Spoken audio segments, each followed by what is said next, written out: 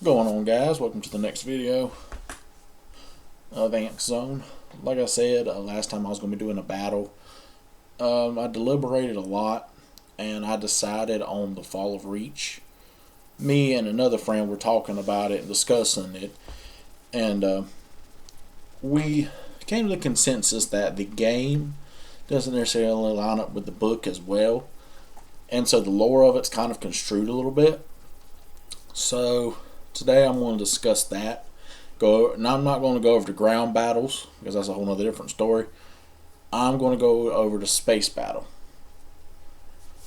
So to start off with, we're going to go discussing Halo. I've got my board over here with a few things on it that I'll be telling you about later, but that's later on towards the video. If you know all about Halo, feel free to skip ahead a little bit. I'll put a timestamp in the corner there of where the video actually starts of the battle itself and not me going over what the Halo and Covenant is. So let's start with Halo. What is it? Universe created by Bungie. Amazing games for the first 5 of them. Don't get me wrong, I liked Infinity for the idea it was, but in terms of actual campaign wise, it felt kind of lacking almost. But that aside, and this ain't about that. So Halo, we got the UNSC, United Nations Space Command. It is what humanity came together with after they started heading out into the stars. They banded together under one banner. They created the inner and outer colonies. The inner colonies are the closest to the Earth. They are the most well defended. They're the ones with the most trade and construction and all that other stuff. The outer colonies are kind of out there a little further away. They're mainly like farm worlds or maybe like shipyards or something like that. Something not too important, but just enough to stay important, if you know what I mean. So the UNSC has probably about 100 years from now is whenever, according to lore, we start branching out into the stars. We have to go out and we start exploring. Well, we start colonizing worlds and stuff, and everything's peaceful for about, I think it's another 100 years, 150 years, and then Harvest happens. That's the first ever time that we've recorded an encounter with the Covenant, at least as far as canonical wise. There are some who speculate that Oni knew about the Covenant long before Harvest, but that they were keeping a secret about it. If you don't know, Oni is make sure I go right, Office of Naval Intelligence. They're almost like the CIA of our world. You hear about it, or like Mossad. You hear about it, but you don't see them much. If you know who they are, but you don't mess with them. So they go out into the. So I think they knew about it, but I don't think there's much on it. Honestly, I think there's a few files here and there where they talk about possible contacts, but they're not sure. So that aside.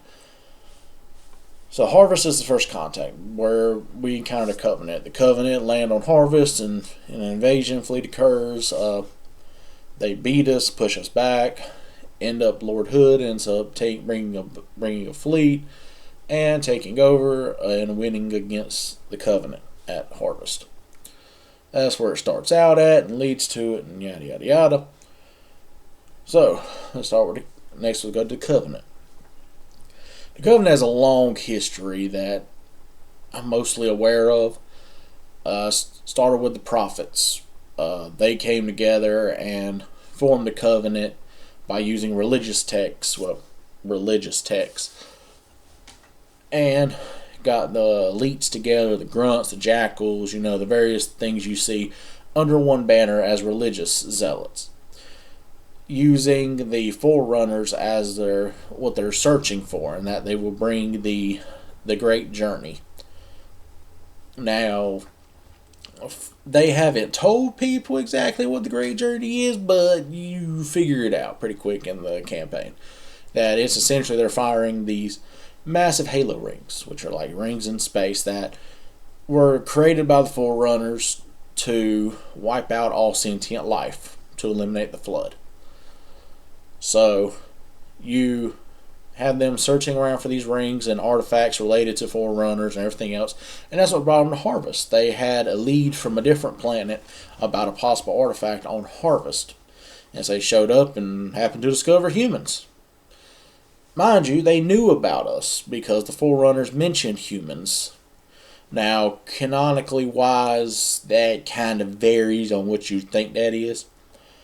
Bungie, I think, was heading in the direction that the Forerunners were humans, possibly.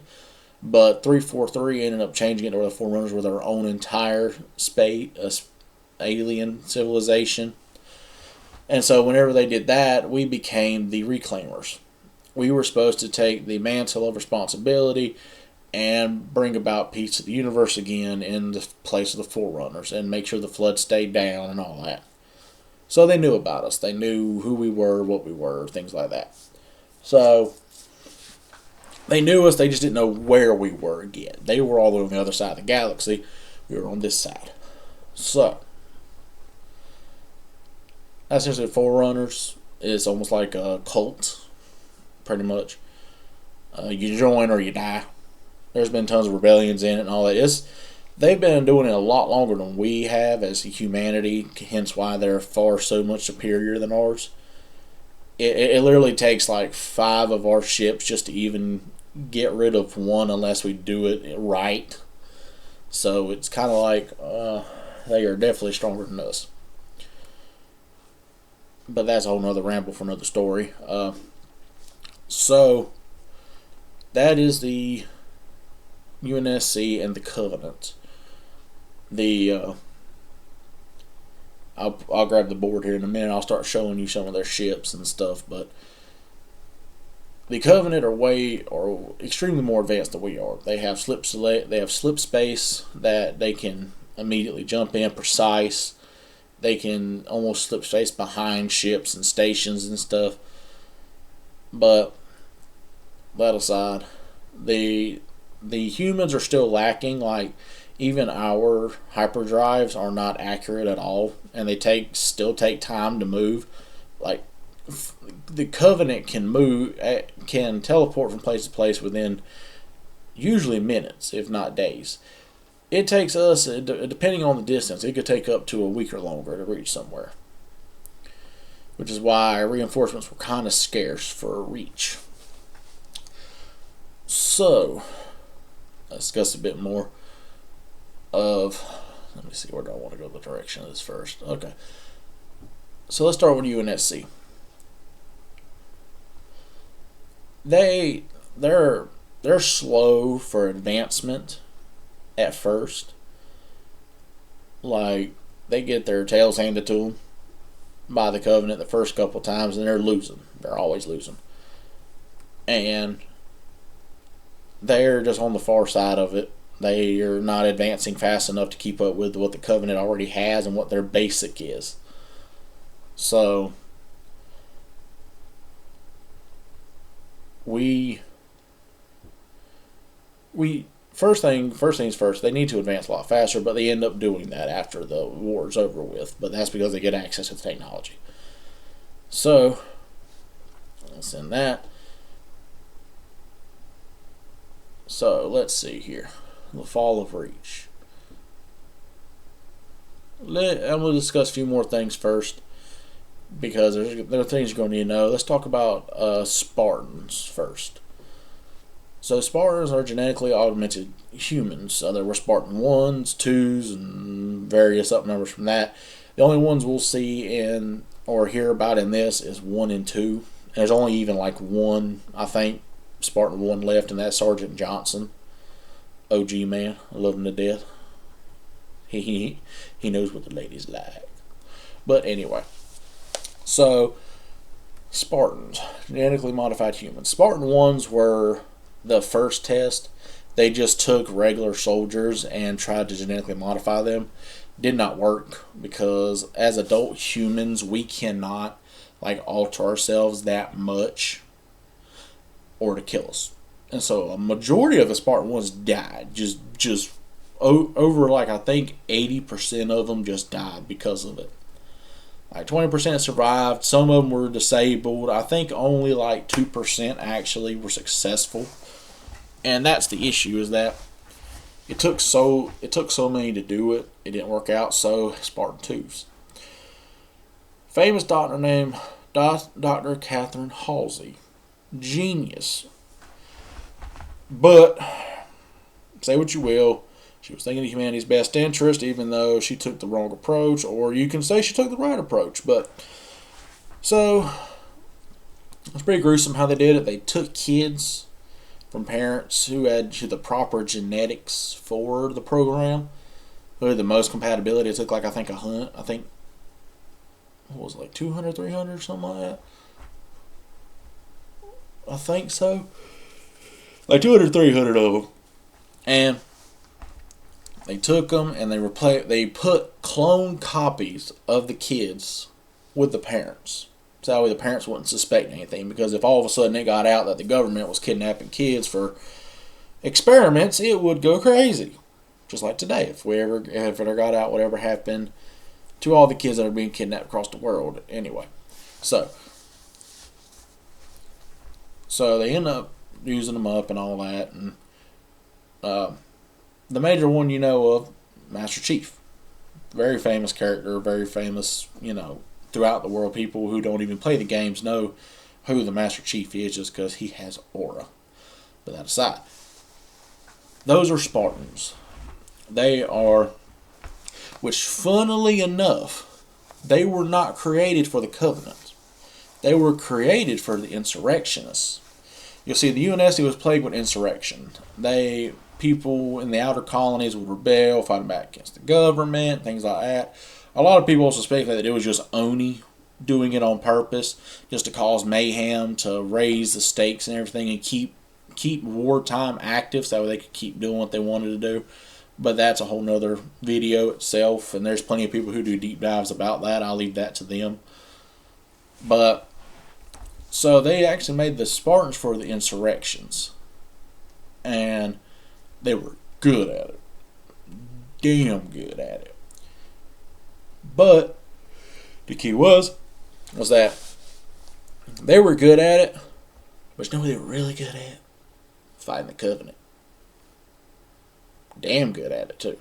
But still lost people. But anyway. So that's the Spartans. Alright.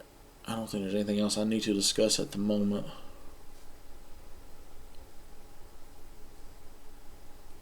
So this is probably going to be about the point where I'll start getting into the Fall of Reach. So I'm going to grab my board from over here, and I'm going to show you the different ships that were involved in it. I'm going to give you an estimation about how many there were. Just a warning. These are the most canonically numbers I could find. They change and vary so much, but this is canonically what I found. So bear with me. I even read the book this morning. I read the book throughout the day as I was working, and just to make sure that I didn't miss anything in it, and that also bothered me too. Actually, I'll change that. It'll be later on. But so let's talk about the book in the game. Okay. If you've played the game, you know roundabout about what it is. Okay. But you don't. That's the thing. There is so much that the game did not even cover that the book did. Shout out to Eric. Man cooked with that one. But so the book varies from the game, but at the same exact time it aligns better with it. So you're better off playing the game and then reading the book, which sounds weird. Normally you want to read the book then play the game. So let's start with that. The game takes you in the place of Noble 16. You are on Reach, doing all these missions and stuff, trying to survive and trying to do objectives and things. The book takes you more along the lines of Keys and Master Chief and stuff like that. So I had to do both. Like, luckily I know enough about the game. I played it for years. So in the book I've read it. This will be my second time reading it. So I have a good estimation about it and stuff. So I had to actually do quite a few hours of research last night, diving into this to make sure I got it correct, because a lot of timelines don't add up, but it kind of makes sense because they were transitioning between that stage where they were just trying to make a last good game before they were sold off, before Halo was sold off. So, lore wise, sorry, I'm talking a lot. That's why it's making me yawn. So, lore wise in the games, you're taking it from Noble 6. Some of the stuff, the way they show it to you makes it weird. Like, you think that in the game that humanity, after we destroyed the supercarrier, that we got wiped. That this fleet showed up, they wiped us clean out. We never stood a chance. But that's not in the case at all. The space battle around Reach is the biggest in recorded history for Halo. That's the funny part. It's the biggest one, and yet they don't even cover it in the games. There's only mention of it in the books. Book. Now, mind you, it's awesome. Keys does an amazing job with piloting them ships. So, first of all, I want to do something that's not in the battle at all. In the beginning of the book, he's at this Sigma system. I'm going to say Sigma system. Where he encounters a little miniature fleet going to invade this planet. Apparently they want some information on it and all that. I'm not going to go into detail on it too much, but I will tell you about what he does. It's called the Key Loop. It's something he becomes very famous for later on. So, you had two ships heading towards the planet. He shot off a nuke at them in a different direction ahead of them. He headed straight towards the two Covenant ships right there in front of him. This man staring these Braves in the face, just like, okay. He's like, okay, bring it on. Come on, bring it on. And they fire off. He manages to he uses the emergency thrusters to move out the way and dodge them. Now, these plasma bolts, and I didn't know this until I read the books, but apparently they follow you in space. So them bolts just do a quick little U-turn and start chasing after him. So what does he do? He hauls ass. He don't run. He flies the ship at the other two Covenant ships. Use some missiles and stuff in the MAC cannon to lower the shields on them both. And when he does, he goes barely over the top of it, scraping the bottom of his ship, and cups down. And when he does, the two plasma impacts impact the ships. Bam! Destroys them. So, badass. It's good reading. You need to read it. Okay, so that's the Key Loop. And there's more to it and all that, but I'm not going to go into that. That's a different video. So, alright, so this will be the part where I do go into the Fall of Reach. Alright. So,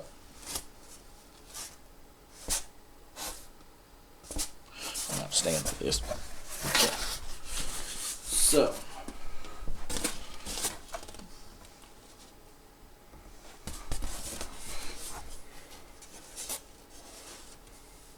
it's hard to tell when it's mirrored. Alright, so this is the UNSC side here.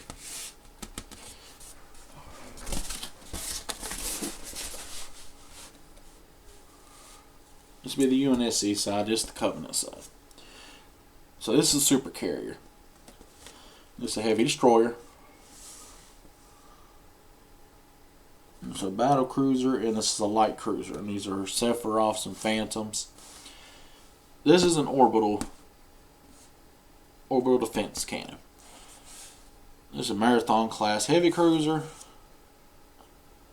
A Paris class frigate. This is a light stalwart frigate, a destroyer, and some ships. So, yeah. So there's the idea of it and all that. All right. So here's the part where it's important. Is I'm going to read it that way. Okay. So for the UNSC, we have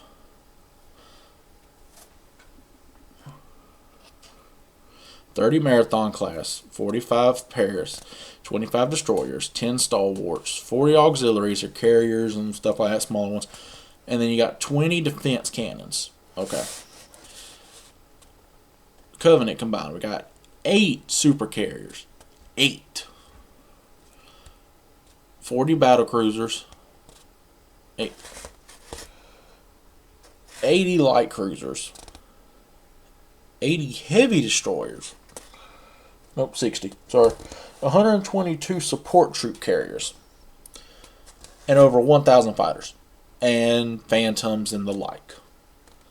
So, you can tell we were heavily outnumbered. Heavily outnumbered. But hey, I mean, you gotta do what you gotta do. So for the Reach. Okay. I'm going to read it to you off the notes here, then I'm going to discuss it more. So, Reach. The battle above Reach was the largest orbital engagement in human history, making it the fall of humanity's last major fortress before Earth. So, the UNSC formed 3-tiered orbital defense grid around Reach's equatorial band, the equator. Protected by the orbital defense platforms, an overlapping web of MAC firing solutions, Anchor 9, and other dry dock facilities. So, number 1, phase 1. Now, each phase I'm going to go through is what happens, like, and that takes days and weeks, but I'll go into more of that in a minute. So, phase 1, arrival and opening volleys. At 0300 hours, 3 Covenant fleets exited slip space. Those were the 315 ships they exited. So, the orbital defense platforms fought a synchronized MAC salvos and ended up destroying about 100 Covenant vessels immediately as soon as they logged in. Not locked in, but arrived, you know what I mean. And they, of course, fired back into targeting the densest sections of the defense grid. So, this is the point where they start doing, they arrive and immediately just caught with fire. Just immediately. Like, these orbital defense platforms are super max. Like, these defense platforms fire out I don't know if you know what a MAC gun is. It fires a big old tungsten round. That's like just metal surrounded by other stuff and all that. And use magnets to launch it at speed so fast that, of course, laws of physics apply. And when an object in motion stays in motion as acted outside by an outside object. That includes shields and anything in between. So, when these salvos hit, they can just penetrate through shields and hole and all. I mean, these orbital defense platforms are strong enough to tear apart multiple battle cruisers, Covenant battle cruisers, with just a hit, with just one single round from it. That's it. It, like, literally, there's, in the book, it shows you where they fired at like 2 or 3 of them in like a line, and it just obliterated all 3 of them. Which, that does make me think of something. What if you fire it? Where does it keep going? Like, does it, because it don't stop. It's space. It's gonna, now it may slow down a little bit because of magnetism and all that, and gravity and stuff, and around planets and stuff, but just imagine if it kept going. Like, imagine if it impacted a planet. Like, just all of a sudden somebody's standing there and it's just, hey, what's that coming from the sky? Oh my god! Just bled, it destroys the planet. I don't know. I think it's kind of fun to think about. Alright, phase 2. The Covenant's counterattack. Covenant formations executed oblique advance patterns, using layered shields to absorb MAC impacts while their outer wings flanked. Supercarriers deployed screen frigates and Seraph fighter screens. The UNSC destroyers and frigates advanced to intercept, forming a shield wall of kinetic crossfire. Several destroyers were vaporized within minutes.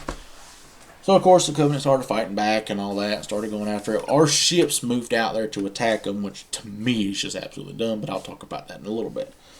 So, Phase 3. Because Phase 2 is kind of just telling them, hey, they're attacking again. So, Phase 3. Covenant. Sorry. Collapse of the Northern Defense Grid.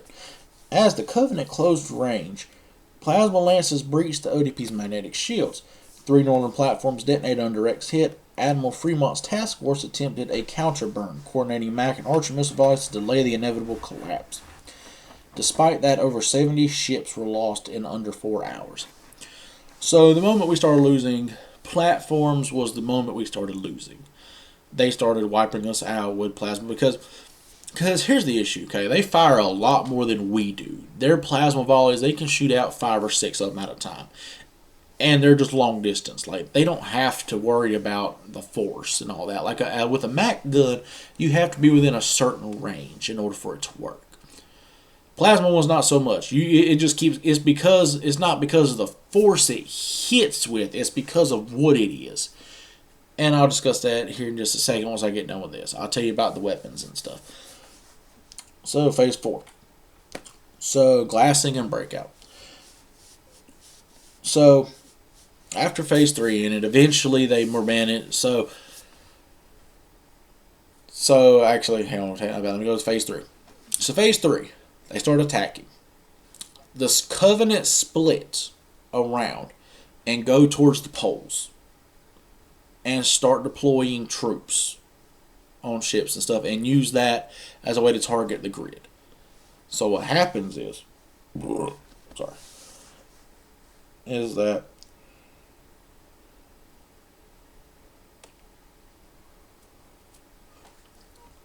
that when it okay, so they landed troops, and this is the phase, and this is between phases here, is that they landed troops. So the only downside is that I have with the ODPs is that their energy comes from the ground. It comes from the planet. They have generators deep in the planet, which to me is just dumb. Like, why don't you have them on the station instead? Because now you have to worry about the planet.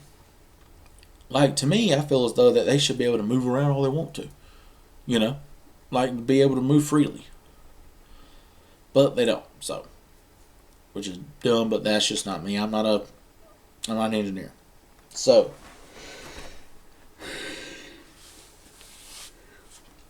This is where the turning point comes. Is that they sit there and destroy these generators. Knocks out the ODPs. And the Covenant immediately move in. They start taking everything down. And they eliminate the rest of the fleet. That's phase 4. When Reach's orbital grid annihilated, the Covenant initiated planetary bombardment, glassing. The U.S. Pillar of Autumn, under Captain Jacob Keyes, executed a risky slingshot trajectory between Reach's magnosphere. Noble 6 planetside destroyed a pursuing cruiser using an M9 mass driver, allowing the Autumn to escape into slip space. So here's the tactical summary maneuver now, analytics. The UNSC tactics focused on concentrated MAC synchronization and layered defensive perimeters. MAC arcs were fired in 15-second synchronized intervals. Missile saturation followed immediately, overwhelming Covenant shields. So first things first. So you fire a first MAC round, it hits. Then you immediately follow with missiles and then another MAC round after that. The first MAC round knocks the shields out, the missiles will kind of temporarily stun it, and then the MAC round will hit it. Because it takes about 1 round from a normal ship to destroy a shield. Now that's ship-wise, not the orbital defense. The orbital defense, the single round will go through shield, ship, and all. So, However, constant plasma weaponry superior heat output and tracking precision rapidly neutralize smaller craft. Their fleet choose micro slip space jumps to reposition flanking groups, bypassing UNSC's fixed grids. So, okay, so that's where the weapon comes in. So, that's the phases so far. So now I'm going to talk about why they are superior. So they use plasma, first of all. And I don't know if you know a lot about plasma. Plasma's hot. Like a plasma cutter can cut through titanium like it's nothing. And we see that because they're hurling balls of it at ships made of titanium. And I remember thinking that. I'm like, why is it called a plasma cannon? And I looked it up, and they just use compressed balls of plasma, like, and they're advanced able to make that shit follow you too. Like, they follow you. Literally, you can move, and it'll still keep following you. I'm like, okay, this is messed up. But now that's a plasma torpedo. Like regular plasma burst from a ship or something, or like a plasma rifle, is not going to do that. It's going to keep going straight. So that is why whenever it hits us, it just melts. We don't have shields. Our ships don't. Not yet, at least. So with them, friends, that's why we have to use multiple rounds. So let's talk about why they lost. So in my opinion here, okay, complacency is what caused it. Okay, complacency in the fact that they didn't call for more reinforcements. Like, come on, dude. Like, y'all knew about this weeks ago. And like, that's the thing that bothers me is that Sigma's system just got attacked. Okay, that means you're close. You're close to reach. You need to reinforce it. Okay, like, sure, you have the Epsilon system. To this date, it's still the biggest fleet they ever had, 150 ships. So, but I still see why they called them in. They should have called in more ships. I'm sorry, that's it. And not just that, they should have done it a lot better. They know you can't condense in that many close together, but that's how they did it. So, whenever they left stream, when they left stream, they immediately started firing back after they were hit with their salvos. There's a difference. The Covenant are willing to sacrifice themselves. UNSC is not, because we're human. We don't want to die. Them, on the other hand, are overzealous prigs that love to die and are glad to die for their journey. So, they lost. They were overwhelmed. 300 ships to 150, first of all. It takes like 5 of ours. It takes I won't say 5. It takes about probably 2 or 3 of ours to 1 of theirs.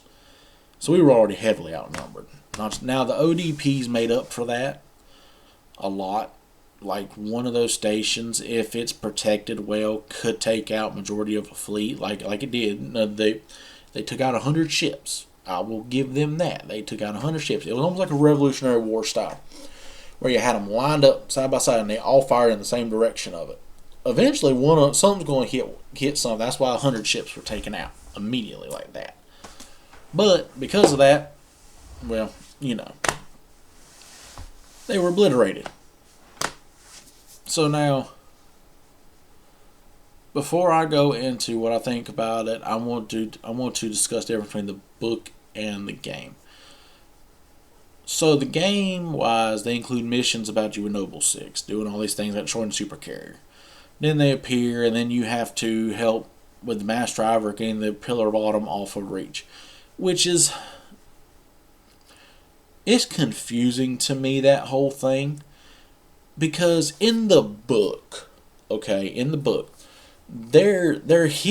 whole time Noble 6 thing's been happening, it's been dead secret from the Pillar of Autumn because they don't want the crew to worry. They want them to do their mission, do what they're supposed to do. They're on some mission to go find this Mjolnir stuff and all that. So, they leave get near the edge of slip space, and then a transmission comes in saying, hey, Reach is under attack, we need some help. And so they turn around and come back. That was after George sacrificed himself to blow up the supercarrier.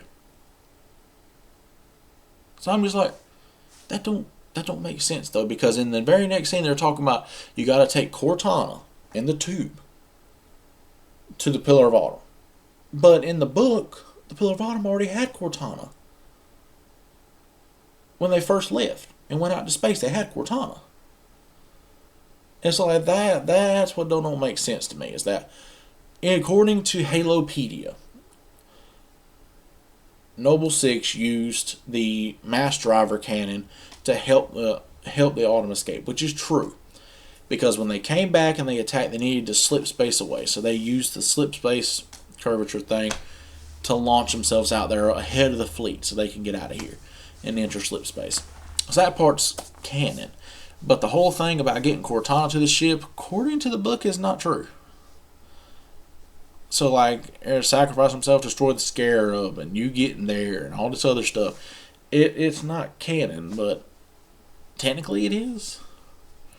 It's confusing. Trust me, it took me hours last night and today to figure it out. And so, like, okay, so here's what I've figured out. That so they came in to the Pillar of Autumn. They stayed in the dock during this whole thing of whenever there was only there was still a fleet in there, but they destroyed most of it. They had a supercarrier in orbit the night of solstice, which they blew up and destroyed. So they blew it up, and then the regular fleet. So I'm thinking it's between the time where they blew it, so just before they blew it up, or even revealed it, really, because it was hidden by a cloaking thing. Before they revealed it, the Pillar of Autumn left, went to the edge. They blew it up, and immediately the fleet showed up. That's when Pillar of Autumn said, okay, we need to go back, because they looked back and we're getting slaughtered. So that's why they leave. And that's the part that kind of confuses me about all that, but that's either here nor there. Make great for book and game. So that's my rant about the book and game, about how confusing it was to figure it out. I had to read a lot of Halopedia for it and all that. And so that's that. So now let's talk about how I would have done it differently. So, first things first, don't dense up. But I just won't say that because. So, before that, okay. The moments you found any possible covenant on Reach, you should have immediately called for all nearby ships. All nearby ships. I mean, you needed 300, 400 at most. But they don't. That's what I would do. I'd have been, if I was the Admiral, I'd have been like, hey, I need all hands on deck. I need every nearby system here right now because we're going to lose Reach. Now, mind you, we might not have lost Reach, but hey, at least it's protected. We need protection because it has the Oni base where the Spartans are and everything else. It has secret facilities. It's almost the most heavily defended place except for Earth itself. So I would have done first. But we're going to use what we have. We have 150 ships compared to their 300 ships. So first thing is first, they dense up too much. That's one thing I have an issue with. I love the idea for it. I love the idea for the Revolutionary War line. It's great, but you pack too much into one area. You would have been almost better off staggering it instead. You would have been better off, so let's say, hang on.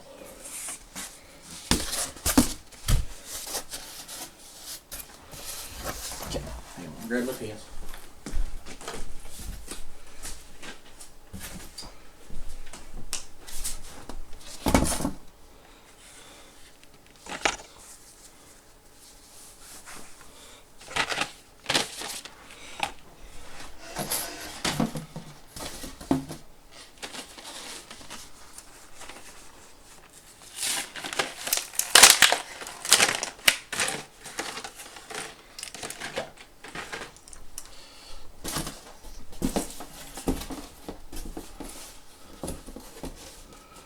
so black is going to be the UNSC. Okay, blue will be the, actually I need a brighter color.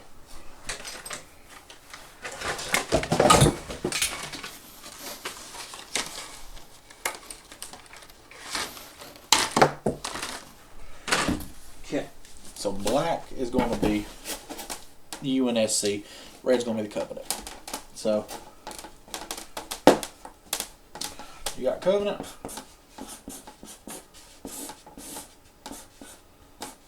Here.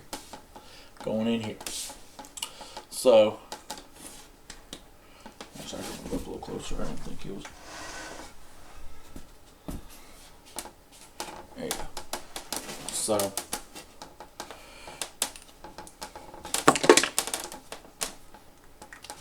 alright, so first thing is first. Here's the planet. Okay.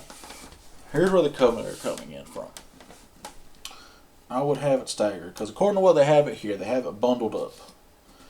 I would have staggered here, here, here, here, here. Almost like a dome around it. Okay, and then I would have my fleet scattered here, here, and here to catch it. So what I would do is I would have carriers filling here, here, and here.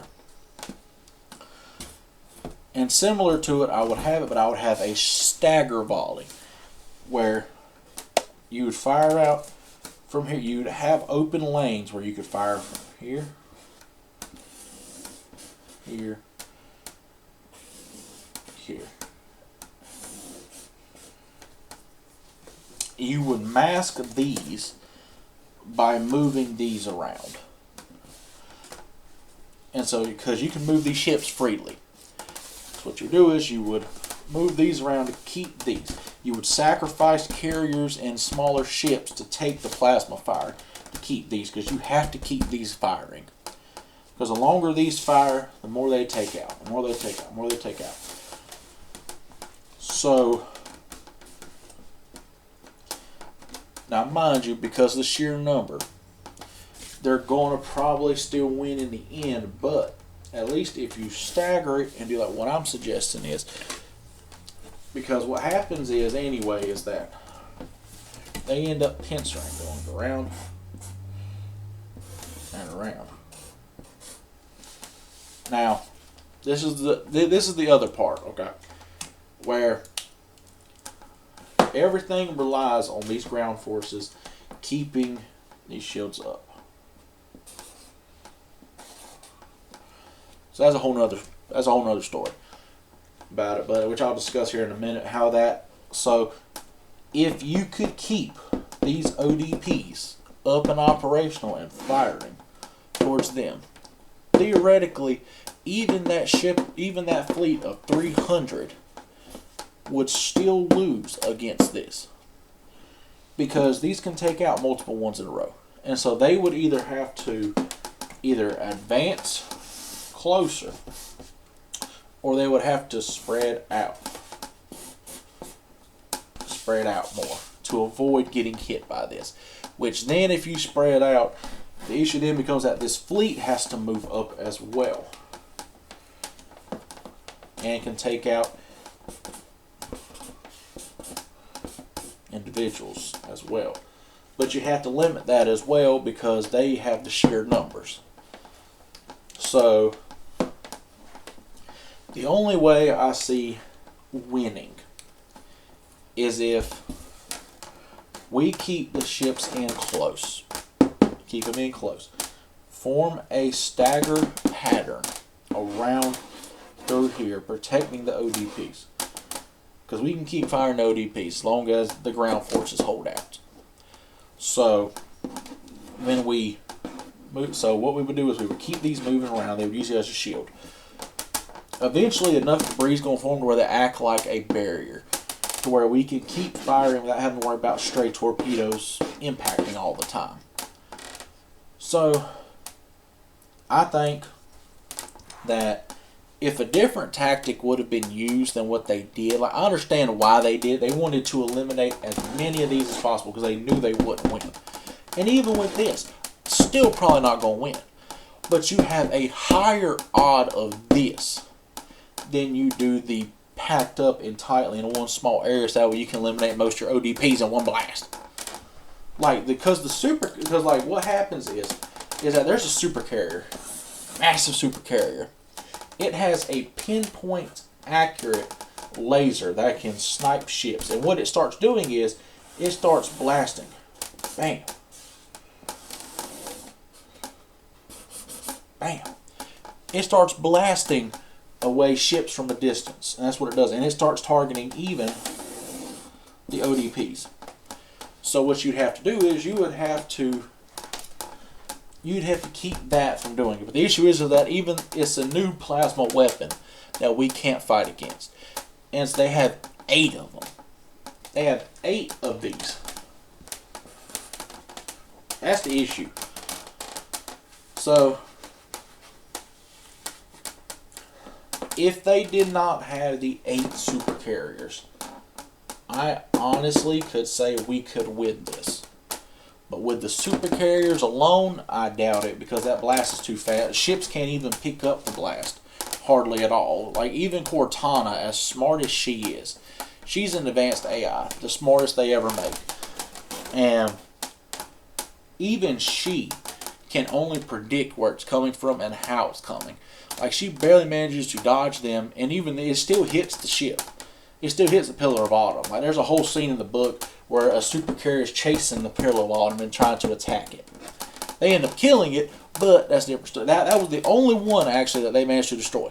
I'm going to add that in. That is the only one that they destroyed, was the one that the Pillar of Autumn killed. That's it. So, that is my take on what I think we should have done differently. Probably still not succeeding. That's fine. As I said, we were heavily outnumbered with this anyway. We weren't going to win. It's just one of those things.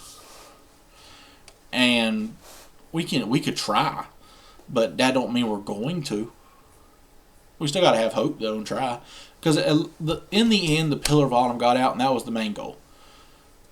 And people evacuate and stuff like that. But personally, for me, I think complacency was the biggest thing here. Like, they should have called in a lot more people, should have prepared more, but they didn't, and because of their demise. So that's my take on the fall of Reach. As you could tell, it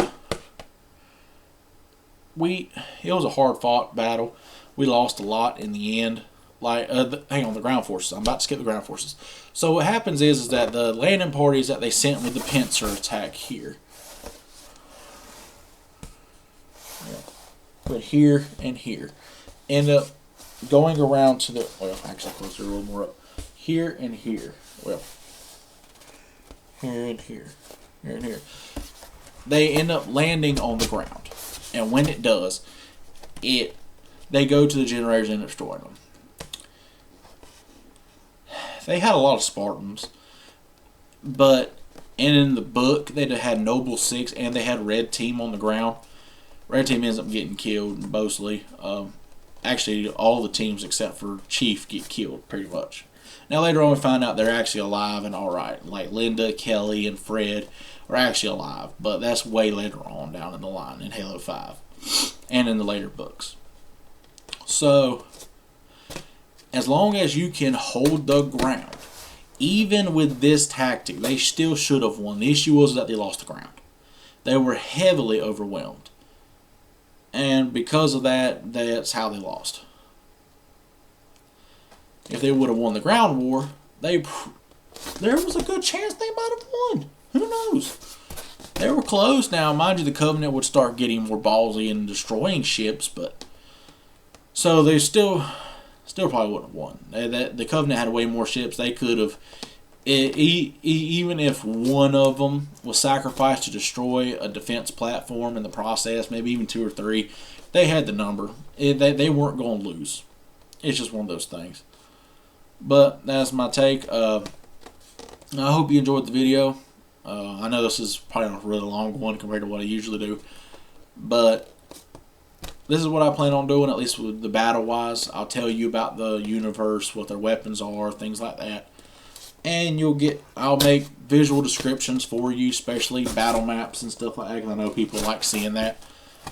As for the images and stuff, I'm gonna experiment a little more with the tool I use to see if I can pop up better images and stuff and how to do all that smoothly. So that aside, I hope you like the video. Or give me recommendations if you want anything more. I'm either going to do another video Sunday or Thursday, and it's up to you. I don't know what I'm going to do yet on it. I might do another battle because I like this one a lot, and there are more I could do. Like, I'm probably going to do a Star Wars one next, and so if that's something you want to see, just comment down below. If you have any ideas, feel free to comment as well. You want me to cover certain things I can cover more in detail with, like Ground Wars will probably be a lot more in depth. And like if y'all want me to go into detail on like the vehicle types, what they fire and things like that, I can do that as well. Just let me know. I figured probably with how long the video is already, you might get bored of hearing that. So that's up to you. But that's why I said I'll have the time in the top for where it is and stuff that I start. So hope you enjoyed. Peace out.